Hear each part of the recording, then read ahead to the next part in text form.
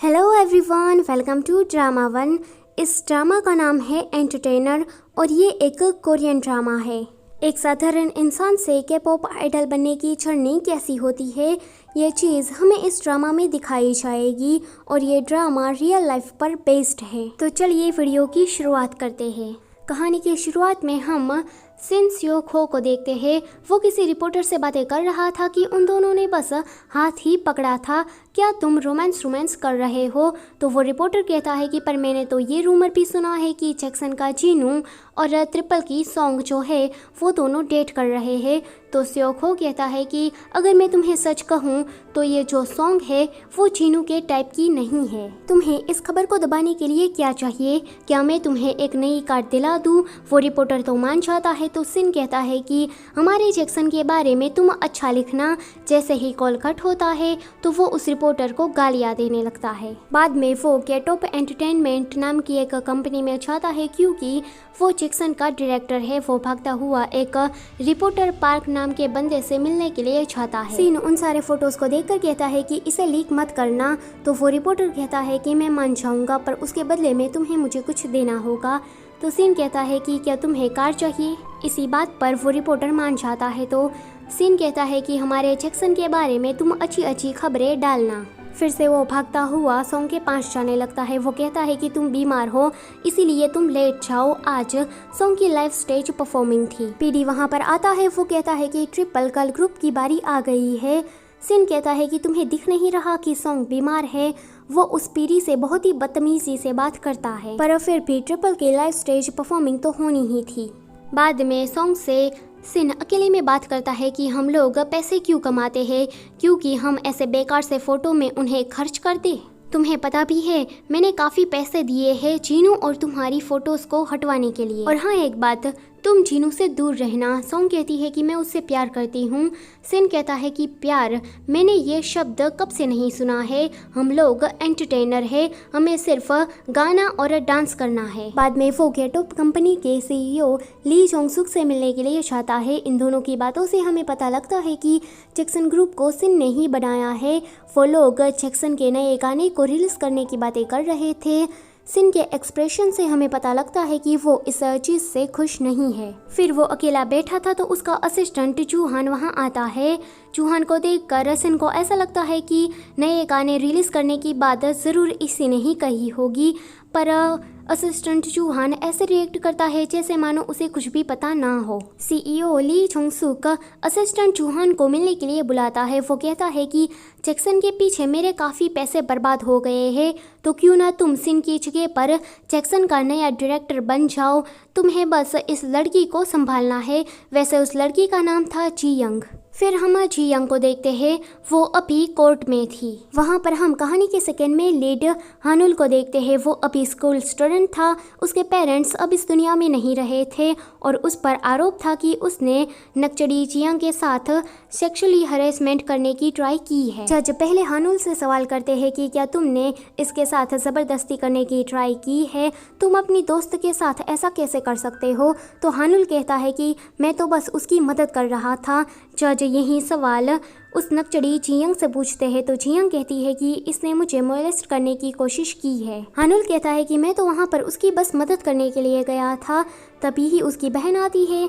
वो कहती है कि मेरे भाई हानुल ने कुछ नहीं किया है, चाहे तो आप उसका स्टूडेंट रिकॉर्ड चेक कर सकते हो। पर कोई भी उसकी बहन की बातें सुन ही नहीं रहा था। हानुल की उम्र इतनी बड़ी नहीं थी, वो मैच्योर भी नहीं था, तो जज उसके हिसाब से ही उसे पनिशमेंट देने वाले थे। पर हानुल कहता है कि मुझे जुवेनिल रेफोमेंट्री जाना है। इस जगह पर मुजरिमों की मानसिक हालत को ठीक किया जाता है ताकि वो आगे चलकर ऐसे गुनाह ना करे। जज तो शौक था कि मैंने अपने पूरे करियर में ऐसा केस कभी नहीं देखा है। हानुल कहता है कि मैं तो वहाँ पर मदद करने गया था, पर पता नहीं क्यों मैं एक मोलेस्टर बन गया हूँ। वैसे भी मुझ पर ये आरोप तो लग ही गया है, तो क्या फ़र्क पड़ता है। जज उसे 2 महीने रेफोमेंट्री रहने की सज़ा देते हैं। पुलिस हानुल को लेकर जाने वाली थी। उसकी बहन जिसका नाम है ग्रीन, वो रो रही थी। तो हानुल उसे कहता है कि तुम अब से कैरोके में जॉब छोड़ देना, क्योंकि मैं वहाँ पर तुम्हें पिकअप करने के लिए नहीं आ सकता। तुम अच्छी सी नौकरी कर लेना और अपनी सेहत का ख्याल रखना। सिन फिर जीनू से मिलने के लिए चाहता है। वो दोनों इस तरह से बात कर रहे थे जैसे कि वो दोनों काफी टाइम से एक दूसरे को जानते हैं। फिर हमें दिखाया जाता है कि एक वेयर हाउस में बहुत सारे कंप्यूटर रखे थे।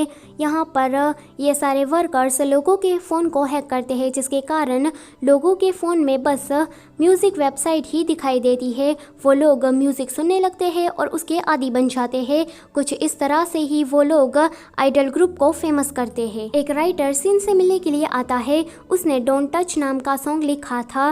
वो कहता है कि वो मेरा गाना है, वो जीनू का गाना नहीं है। फिर तुम उसे जीनू के नाम से पब्लिश कैसे कर सकते हो? सिन कहता है कि क्या इसके लिए हमने तुम्हें पैसे नहीं दिए थे? तो वो राइटर कहता है कि ये लो तुम्हारे पैसे और मुझे मेरा गाना वापस कर दो। सिन कहता है कि लगता है कि तुम बहुत ही ज़्यादा गरीब हो, हमेशा ही तुम एक शर्ट ही पहनकर आते हो, तुम्हारी फैमिली कंडीशन भी बहुत ही ख़राब है। वो राइटर रोते हुए कहता है कि वो मेरा गाना है, उस गाने को बनाने में मैंने अपना सब कुछ दांव पर लगा दिया है। ये गाना मैंने मेरी फैमिली और मेरी गर्लफ्रेंड के लिए लिखा था। इस गाने पर मेरी पूरी ज़िंदगी टिकी हुई है।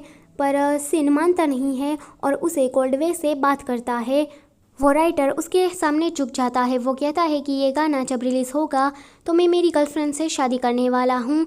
सिन कहता है कि देखो, यहाँ पर तुम्हारी परवाह किसी को भी नहीं होगी, तुम क्या पागल हो, मैं तुम्हें पैसे नहीं दे रहा। सिन उस राइटर को दुनिया का कड़वा सच समझा रहा था, पर वो जो राइटर होता है वो कहता है कि ये लो तुम्हारे पैसे और मुझे नहीं चाहिए। वो वहाँ से चला जाता है। सिन कहता है कि ज़रा इसका एटीट्यूड तो देखो, इसी वजह से ये गरीब है। कुछ दिन बाद डोंट टच रिलीज हो जाता है जीनू के नाम से।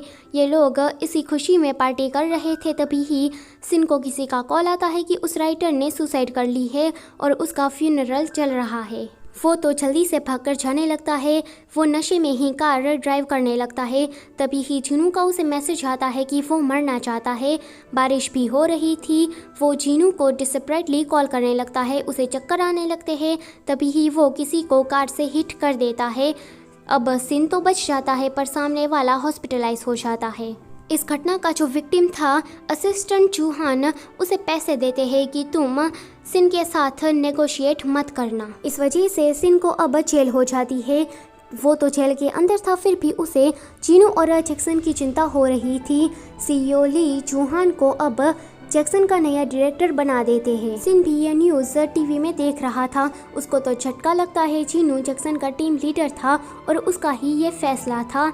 सिन कहता है कि वो ऐसा कर कैसे सकता है, क्योंकि सिन जैक्सन को जल्द ही के टॉप से अलग करने वाला था। कुछ दिनों के बाद वो जेल से रिहा हो जाता है। चौहान उसे मिलने के लिए आता है। वो तो ऐसे दिखाता है कि जैसे कि उसे तो बहुत ही सिन की परवाह हो। सिन उसे लात मार देता है। चौहान कहता है कि हम लोग बिजी थे, इसीलिए जीनू और मैं तुमसे मिलने के लिए जेल नहीं आ सके। सिन तो जल्दी से जीनू के घर पर जाने लगता है, पर वहाँ कोई नहीं था। एक गार्ड आकर कहता है कि 1 महीने पहले ही वो मूव हो गया है। फिर वो अपने स्टूडियो में होता है। वो याद करता है कि कैसे उसने एक एक टैलेंट को ढूंढा था और जैक्सन टीम को बनाया था। उसने 0 से शुरुआत की थी। उसकी जिंदगी में तो पूरा मैस फैल चुका था, क्योंकि उसके पास ना तो कोई जॉब थी और ना ही कोई दोस्त। हर कोई उसे बारी बारी ब्लॉक करने लगता है और जिसने सिन को ब्लॉक नहीं किया था उसे सिन बुसान में मिलने के लिए जाने लगता है। बुसान में सिन का जो दोस्त होता है, पहले तो वो अच्छे से बात करता है, पर वो कहता है कि मुझे सोना में जाना है, इसीलिए हम लोग कल मिलेंगे। हानुल अभी बाहर था। वो याद करता है कि उसके मॉम डैड हमेशा ही उसके खिलाफ थे कि वो सिंगर ना बने। हानुल का इंटरेस्ट तो म्यूजिक में ही था, इसीलिए वो अपने पेरेंट्स के अगेंस्ट जाता है। तो उसके डैड कहते हैं कि म्यूजिक की ही वजह से तुम्हारा बड़ा भाई हमारे बीच नहीं है। अगर तुम ये सब कुछ करना चाहते हो तो तुम्हारे पेरेंट्स का मरा हुआ मुंह देखोगे।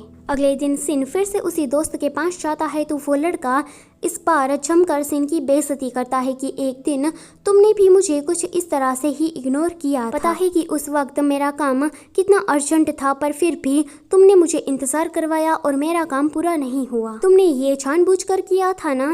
देखो, अब मैंने तुमसे अपना बदला ले लिया है।